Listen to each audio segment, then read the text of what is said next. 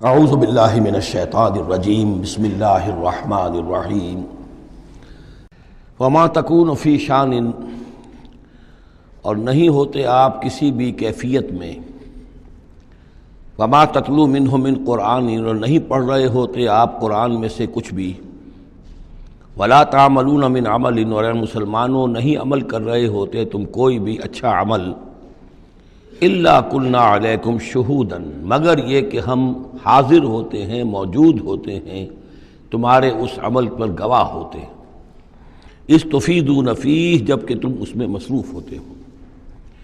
یہ بڑی ہے ایک بشارت والی بات ہے کہ بندہ مومن کو یقین دلایا جائے کہ جو خیر تم کما رہے ہو، جو بھلائی کر رہے ہو، جو نیکی کر رہے ہو، تمہارا رب اسے دیکھ رہا ہے۔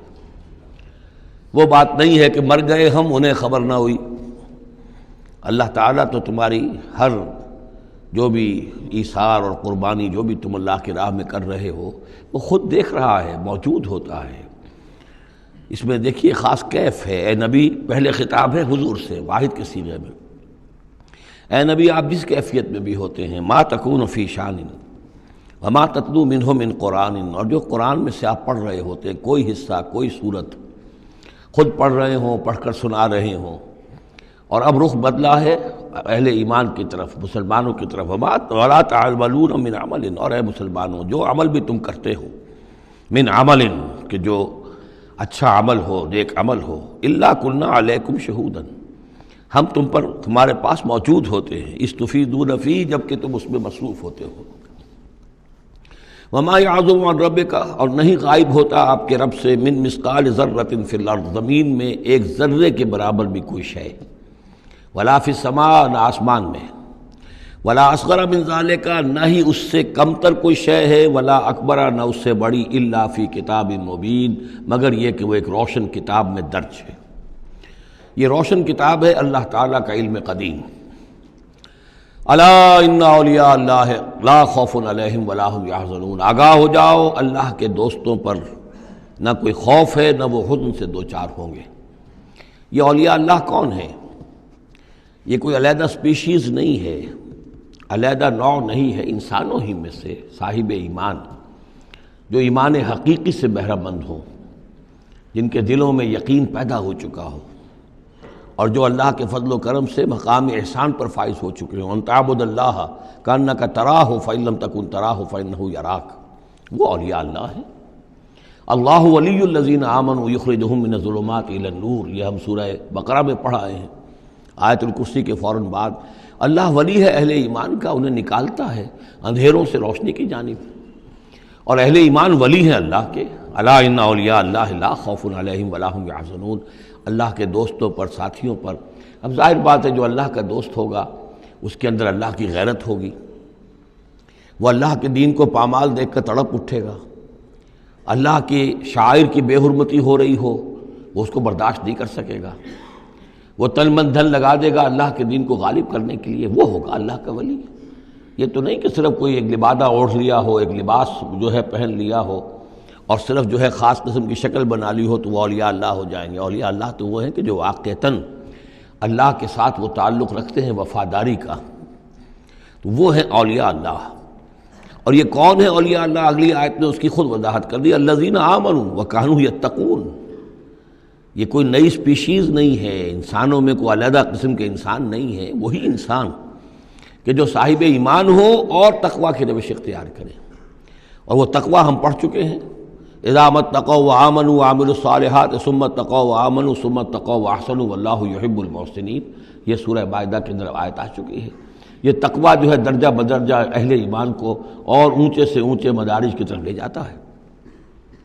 لہم البشریٰ فی الحیات الدنیا، ان کے لیے دنیا کی زندگی میں بھی بشارتیں ہیں۔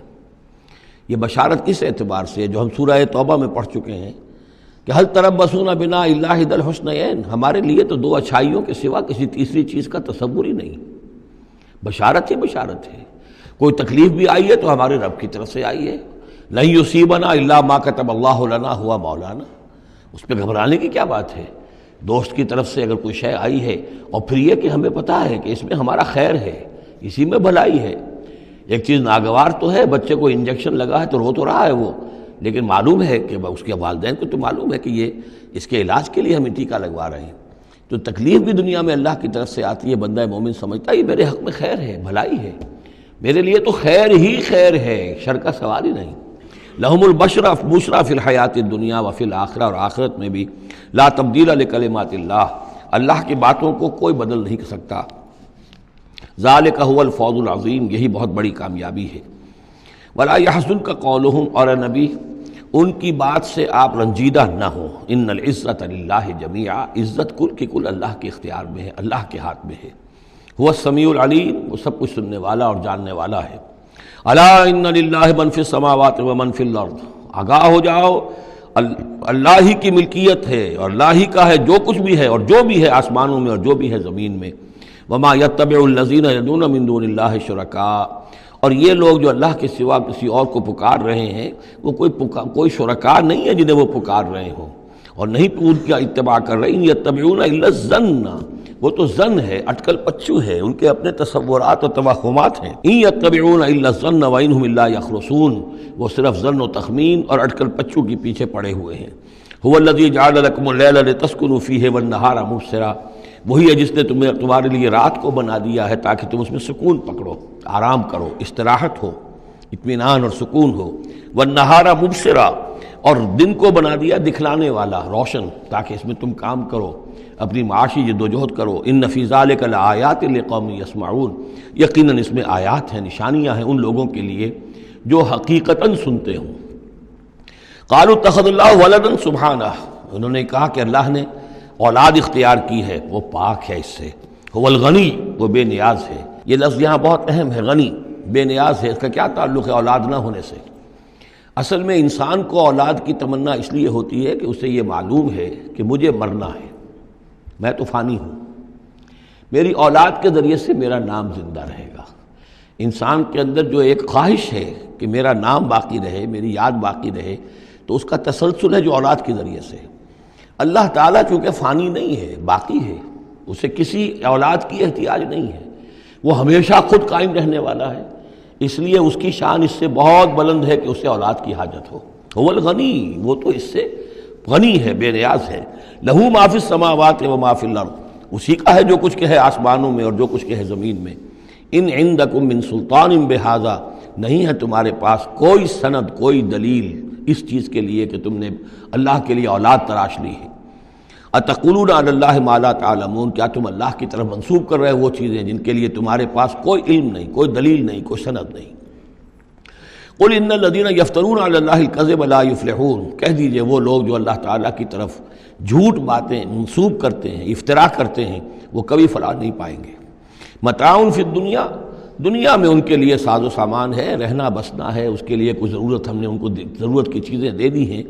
ثم الینا مرجعہم، پھر ہماری طرف ان سب کا لوٹنا ہے۔ ثم نذیقہم العذاب الشدید بما کانوا یکفرون، اور پھر ہم انہیں مزہ چکھائیں گے بہت سخت عذاب کا، ان کے کفر کی وجہ سے جو وہ کرتے رہے تھے۔ صدق اللہ العظیم۔